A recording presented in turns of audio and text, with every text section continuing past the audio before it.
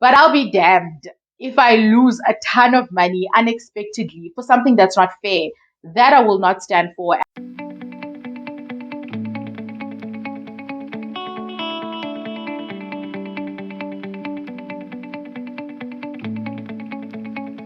Hi guys, my name is andiswa.mojapelo and welcome to my channel. If it is your first time here, thank you so much for joining me. I really do hope that you enjoy the content and you decide to stay. We chat about all things related to managing our money and adulting in general. And if you're a returning subscriber, thank you for coming back. I really do appreciate you and I hope you enjoy this video. If you do, don't forget to give it a thumbs up. So guys, today I'm doing a story time and I'm telling you guys about how we almost lost 25,000 Rand this year, right? And this money was almost lost across three things that actually happened. And I want to do a story time because these things are very similar. And you know me, even if I'm doing a story time, there's always lessons and tips to be taken from sharing my experience. And I really do hope that when you guys are in a similar situation, you use these tips and what I experienced to your advantage and you're able to navigate it better. Because like I said, we almost lost 25,000 Rand, but we didn't because of a certain number of things that we ended up doing. Okay, let's get straight into it. Now, before I start, I just want to take a moment to appreciate the loving husband that I have. And there's a reason for this, okay?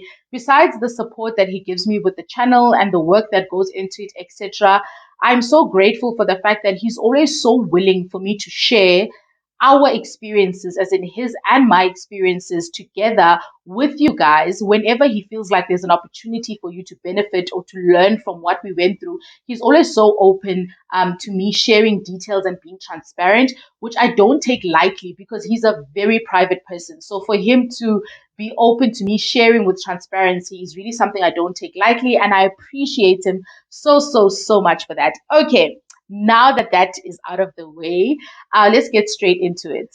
So the first thing that happened, right? These are three things that happened. So the first thing that happened at the beginning of the year is that my husband has a maintenance plan. So in this household, we believe in insurance. Okay, if we cannot afford to replace something with cash that we have saved up, we insure that risk. That's what we believe, and we don't want to have to fork out like a huge sum of money unexpectedly because of things that we happen. So far as we can, we do insure most of the things that might require a cash outflow. But that's a video for another day. So he has a maintenance plan for his car, also because his car parts are not the cheapest. So, it really helps to have a maintenance plan that's going to fit the bill whenever something needs to be replaced or something like that. So, guys, I'm going to exclude the supplier names and the technicalities from the story because I feel like that's irrelevant from the lesson that I'm trying to share. And you'll see why. Anyway, so in the beginning of the year, there was something wrong with his car. Naturally, he had the car checked out at the dealership, and then they said that a specific part needed to be replaced. So then the guy at the dealership said, you know what, fortunately for you, you've got a maintenance plan with this specific company, and I do know that they cover this as part of the things that they cover. So you guys shouldn't stress because this is going to be taken care of by the maintenance plan. And we were like, yes, we scored yet again by having insurance in place to make sure that, it covers things like this. So then he made the claim to the specific maintenance company. Let's call it the maintenance company. So he made the claim. The dealership made the claim directly to the maintenance company, and then the response came back, and the maintenance company said that we can't. We've rejected the claim. We won't be able to pay out. And then we were like, why? And then they sent us some details, but the gist of it was that they wouldn't be able to replace part A because the car had part C in it. And it was, like the type of the pipe or whatever it is. Like I said, I'm not going to go into technicalities, was not, the pipe that he should have in the car. So because he has that pipe and not another pipe, they won't be able to pay out the claim, and it's been rejected, and that's that. So he went on to say, why though? Like these parts are completely unrelated and they're completely in different parts. Like make it make sense why you guys do cover this as part of the contract, but you won't pay out because there's another part that's completely unrelated that is in the car. And then they were like, no, this is just the way it is. We can't do that. So we speak to the guy at the dealership, and the guy says that, oh, is that the reason that's very strange because that specific part was actually paid for by them, in your previous service or something like that. We had to replace that part and they bought that part and approved it. So it is there, because we needed it and they paid for it. So it doesn't make sense why they would now reject the claim because of that specific part. So we were like, okay. And then we took this to the maintenance company and we said, hi, as per attached invoice, tip number one, attach everything, like keep a record of everything all the time and make sure that you always reference things and items that are actually there in black and white. It really helps your case when you are trying to argue or negotiate or have people review certain things. So we attached the invoice with the specific part that they approved and said, look, you guys actually approved this type of, part. So why is it now that you're not willing to pay? Then that specific guy said, no, regardless of us paying for it, we still can't cover it and all of that. So we then asked for the case to be escalated to management and for management to review. And then we wrote an email as to why we think that it should actually be paid for, and we attached the invoices, etc. So then there was a bit of back and forth, and eventually the management came back and said, look, we've reviewed this, and seeing that we actually paid for the part and we approved it, meaning we thought it was good enough and it was the right part, we can't now come back and say that we won't pay, for the totally unrelated part because of that specific one. And boom, guys, just like that, they approved the quote and they paid for the car to be fixed. And that was going to cost close to 10,000 rands if we were to fork it out of our own pockets. So just like that, we almost lost 10,000. And due to us, number one, keeping a record of everything, constantly, even though there was a bit of friction, trying to argue our case with facts as to why we think it should be reviewed. And then eventually it was actually reviewed. And just like that, we saved 10,000, not necessarily saved, but we avoided losing that 10,000 rand that we would have in the beginning of the year because of those steps that we took. So that was scenario number one, right? That happened right in the beginning of the year. And then I thought that, you know what, it's just hard luck. It was just a random thing that happened to us. And that's that. And we put that to bed. Then another thing happened, right? So in scenario number two, where we are now standing a chance to lose more money, we bought a TV last year from a specific online shop. We bought this TV from a specific online shop. It's a smart TV. The TV was perfectly fine, like nothing was wrong with it. And then recently, we bought it late last year. And then recently, this TV started reacting. Like, for instance, it wouldn't respond to the remote instructions. So if we're trying to change, and go from Netflix to something else, it wouldn't respond or it would delay. And then, we thought maybe it's the batteries on the remote or something like that. So we decided to change the batteries and get new ones, but it didn't get any better. And on top of that, it then started like switching on at night on its own. It would just switch on and like flip through channels and stuff like that. So then we Googled it and we thought maybe it was like a software problem or whatever, but we couldn't find anything online. So we decided to go to the online shop and, we said, we lodged a return and we said, hi, this is the issue that we're having with our TV. Could you please send someone to have a look at it? Or could you please, replace it? Or we don't know what the process is, but it is it's still under the 1 year warranty. Tip number two, right? Or three, I can't remember. But another tip is make sure you understand your warranties and your guarantees, the difference between the two, how long you have it for, what it covers, and all of that. So I knew that it was still under that 1 year warranty, so we could actually, take it back and have them have a look at it. So like no delays or anything like that. They said, cool, we'll come and pick it up and then we'll send it to the supplier and the supplier will have a look. Sharp.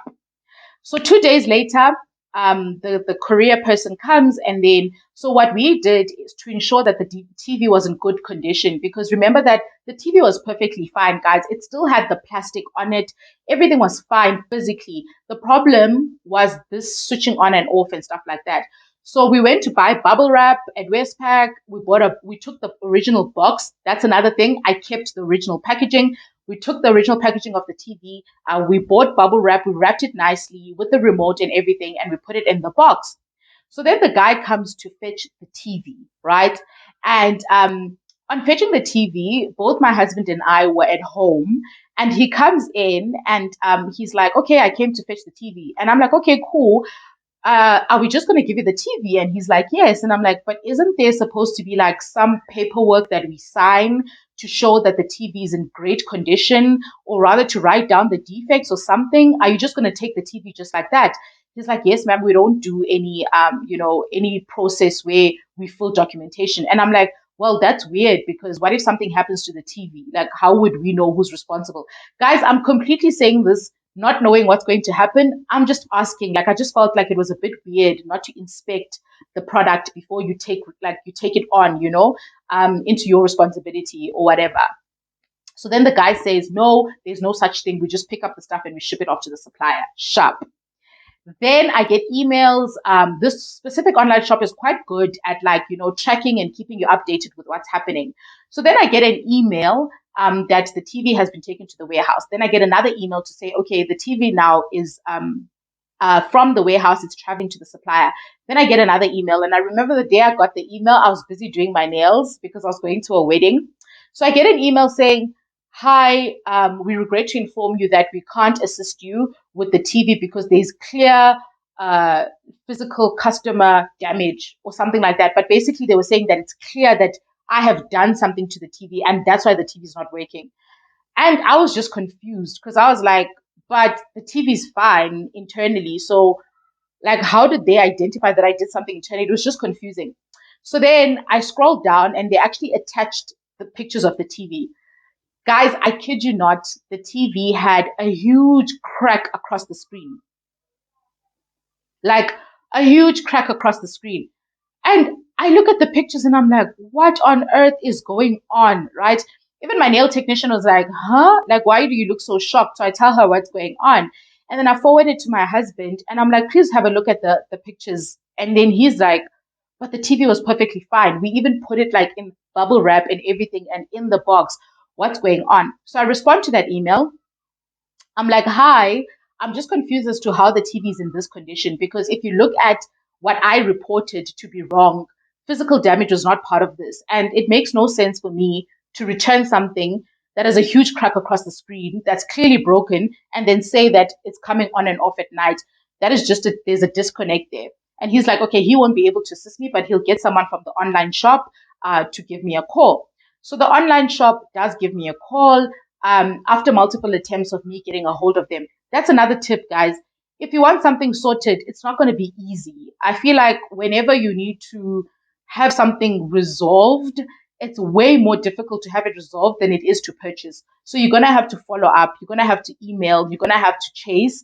But honestly, when it comes to losing money, I'm not trying to lose money. So I will put in the effort and I will make all those attempts to try and get a hold of whoever I need to get a hold of. So eventually they give me a call. And the lady is like, hi, ma'am, we see that, you arguing the fact that the TV was in bad condition, blah, blah, blah, blah. So what's going on? So I tell her my story. And then she's like, Ish, do you have proof that the TV was fine when it left your home? I'm like, I don't have proof. And as a matter of fact, I did communicate with the gentleman who fetched the TV. And I said, can I please fill in something to show that the TV is in good condition? Because I'm just worried about you picking it up, and taking responsibility without us confirming the condition of the TV. And there was no such process. And she says, okay. Then she says, do you have any pictures though, like just in general? And I'm like, I don't have any pictures. I can look through my phone, but I mean, I had no reason to take a picture of the TV. If that was part of the process and the procedure, I would have done so.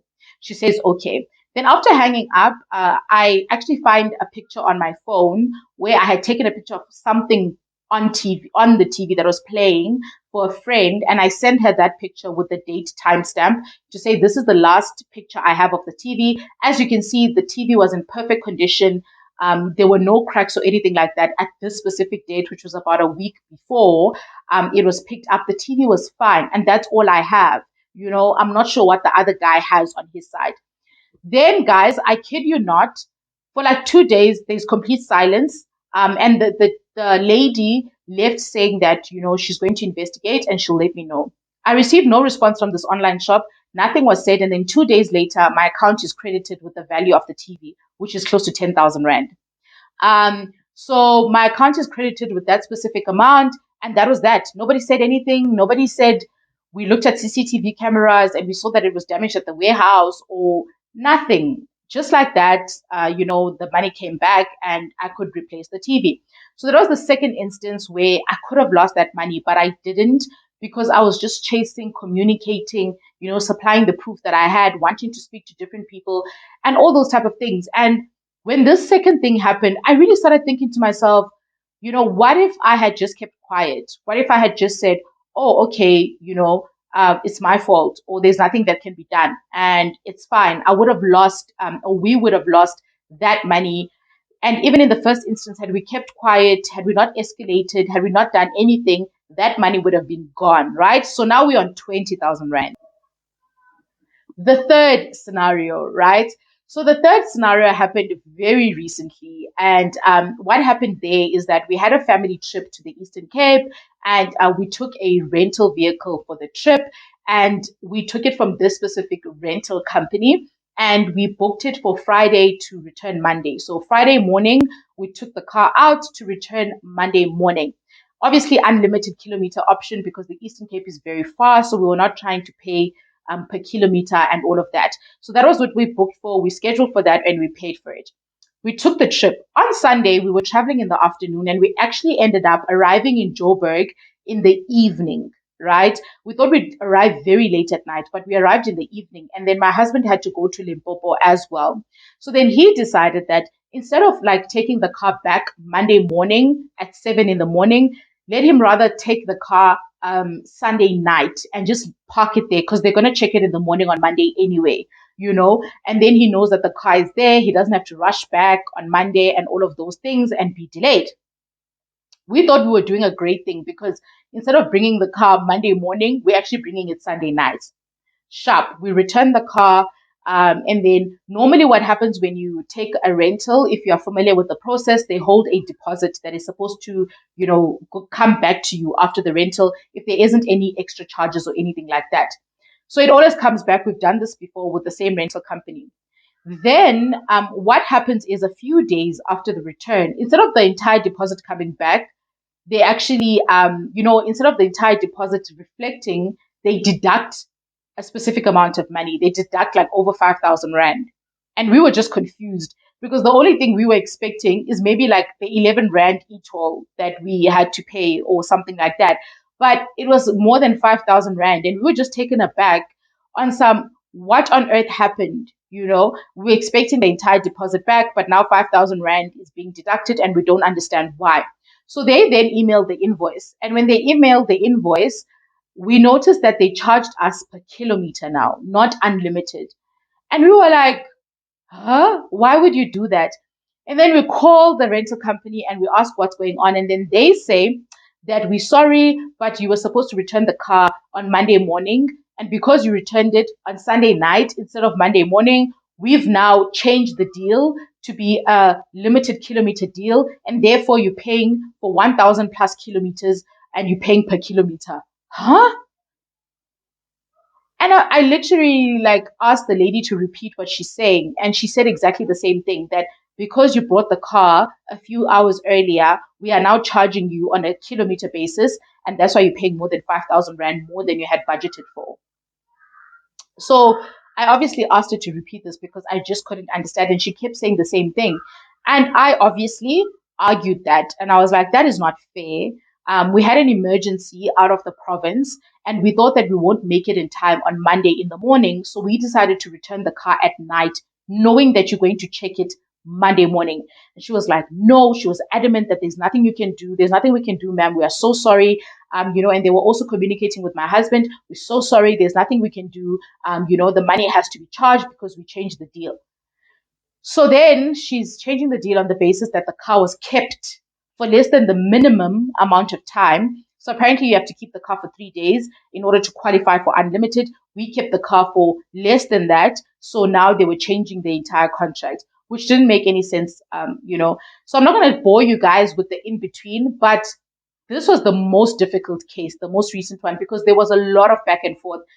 We escalated to management. Management didn't help us. We escalated to head office and I spoke to head office customer relations directly. And I was like, please make it make sense.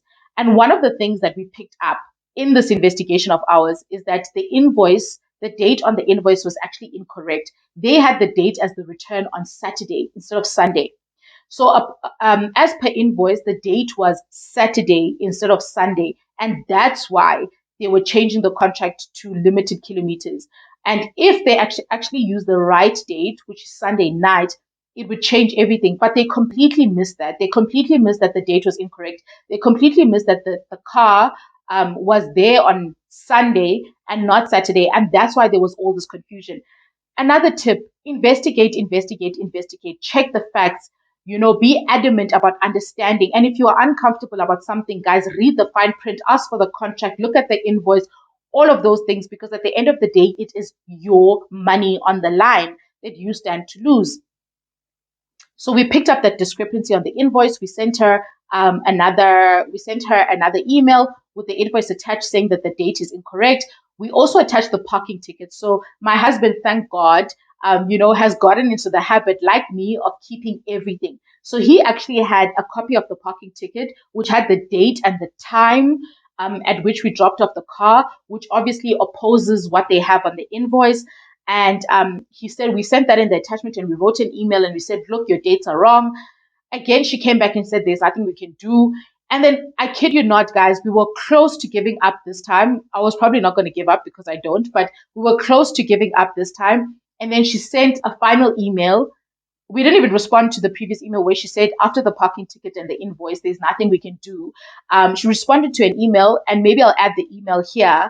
And she was like, hi, I've actually relooked, this entire thing, like the parking ticket and the invoice, and you guys are indeed correct. You were charged incorrectly. Please expect the refund to come back in a few days.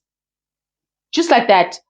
Like after the entire week going back and forth, arguing this case, asking her to look at the parking ticket, asking her to relook the invoice and all of those things.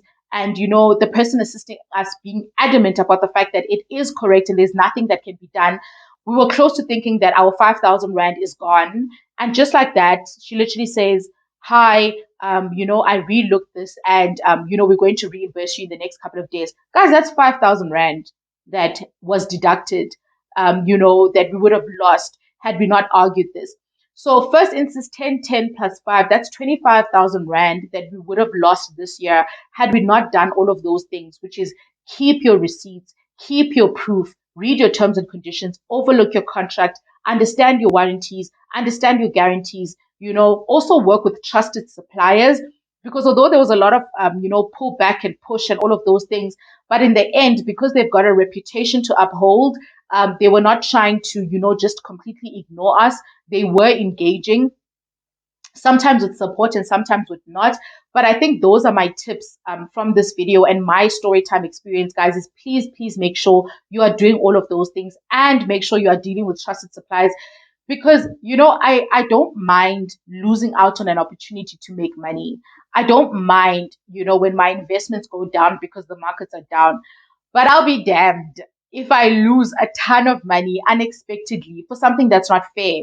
That I will not stand for. And without making this super long, I really hope you guys don't stand for it as well. I really hope you guys engage in questions, because the one thing that kept clicking on my mind is, what about the people who don't know their rights? What about the people who don't have means, to engage, to challenge, to escalate things, to contact customer relations, to contact head office and all of those things? They probably just say, oh, well, it's fine. Because I thought of my mom as an example. My mom is the type of person to not want to fight or argue. She'll just be like, okay, whatever, it's fine. And I thought about all those people, and I really thought that let me do this video and share my experiences about how we almost lost a ton of money, but we didn't because of the things that I've mentioned. So please make sure you are doing the same. If you were not in the habit of doing these things, definitely consider starting, because it will save you a lot of money. Guys, if you enjoyed this video, don't forget to give me a huge thumbs up, and do consider subscribing to this channel if you haven't done so I can see you in the next one. Bye.